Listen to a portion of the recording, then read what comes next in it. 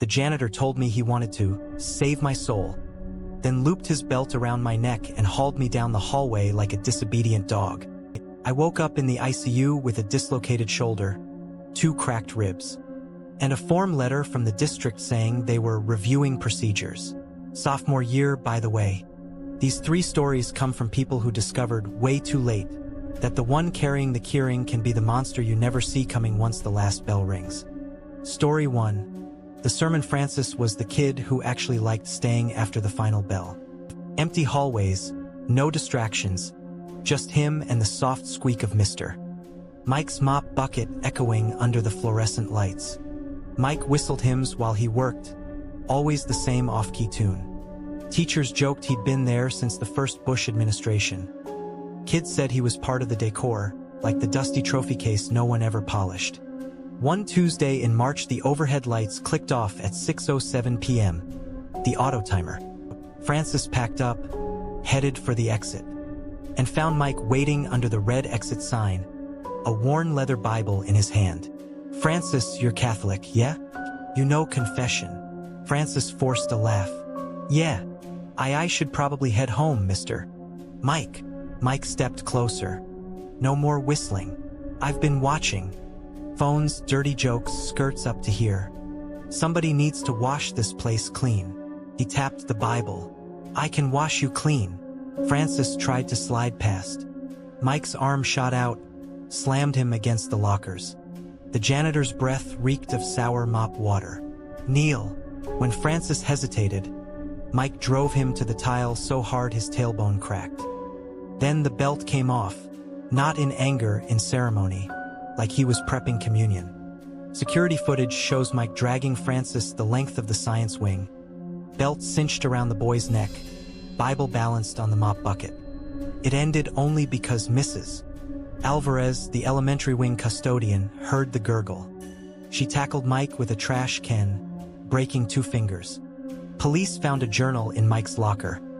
Pages of cleansings he thought he'd performed for years.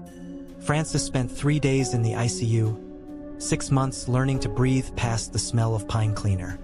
Mike pled no contest, got 15 years. The district swapped every mop bucket countywide and banned belts on uniforms. Francis finished high school across town, homeschooled, and still crosses the street if he hears humming. Story 2. The basement key. Rosa took the ABM job because the ad whispered quiet nights and flexible hours while her toddlers slept. Nobody mentioned Dimitri, the supervisor who wore master keys like war medals. First week he told her, "You immigrants work harder when you're scared." She laughed it off. Hotel housekeeping had already thickened her skin. Night shift meant vacuuming a 3-story office park outside Denver. 11 p.m. to 3 a.m. Then textbooks in the break room while the city slept. One Wednesday Dimitri cornered her in the basement supply cage, cameras broken for months. He pressed in, whispering that citizenship came with favors. When she shoved him, his ring split her wrist. "I sign your time card," he reminded her. "You want to feed those kids?" She kept quiet until he shorted her 40 minutes on payday. HR moved her to a new building. Same supervisor, company policy. Third week, 4 a.m. He forced her into the back seat of his Civic with a plunger handle. She blacked out thinking about a disinfectant label. Kills 99.9% of germs. When she came to, he was wiping her down with the same gray rag he used on toilets. "Quit and you lose the recommendation." She drove straight to St. Joseph's, rape kit, police report, the whole humiliating circuit. ABM's lawyer offered 12 grand for silence. She refused. The EOC folded her case with 7 other janitors across 3 states. ABM settled for $5.1 million, no admission of wrongdoing. Dimitri transferred to the night shift at Denver International. Rosa still cleans offices, her own clients, pepper spray on her keyring, body cam clipped to her shirt. She keeps the bent basement key on her chain, a reminder that locks only work when the hand holding them isn't a predator's. Story 3. The dripping hallway. Old hospitals never truly close. They just get quieter. Marcus learned that his first month as overnight custodian at St. Mary's Children's, Boarded up since '92 but kept heated so pipes wouldn't burst. Job description: walk every floor once an hour. Log anything broken. Ignore the whispers because old buildings settle. The basement corridor linked the former morgue to the boiler room. Always 10 degrees colder. Always smelled like wet pennies. 2:17 a.m. on a Thursday, he started his round and saw red water footprints leading away from the elevator. Not toward the drain, away like someone had walked out of autopsy and kept going. He followed, mop ready, telling himself it was rust. Halfway down, fluorescence flickered into slow strobe. The footprints shrank, child-sized.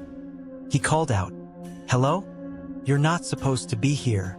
Only answer, squeak of his own soles. Then the hallway stretched, walls sliding farther apart, ceiling lifting until fixtures looked like stars. Inside, every drawer yawned open, sheets dangling like tongues. A girl's voice, clear as radio. "We're still cold." Marcus dropped the mop, ran. The hallway snapped back to normal so fast he face-planted into the freight elevator gate. He quit at dawn, left the master key on the security desk with a note. "You couldn't pay me enough." Property manager told the next guy Marcus was drunk. Maybe. But local news later ran a piece. Construction crews refusing to renovate St. Mary's after hearing kids' voices in the vents. Hospital records show 97 children died there the year before closure, most in the basement isolation ward during a flu outbreak. Marcus drives long haul now, sunrise to sunrise. Says the only time he feels watched is when he passes a hospital at night and catches the basement lights still on. If you work late, remember, the one with the keyring knows every unlocked closet, every blind hallway, every camera that just happens to be off. Got your own janitor story? Something you can't explain or wish you could forget? Drop it below. I read every one, and some end up in future videos. While you're down there, smash the like, subscribe if you haven't, and keep your phone charged. Stay safe, and if the hallway starts looking longer than it should, walk the other way.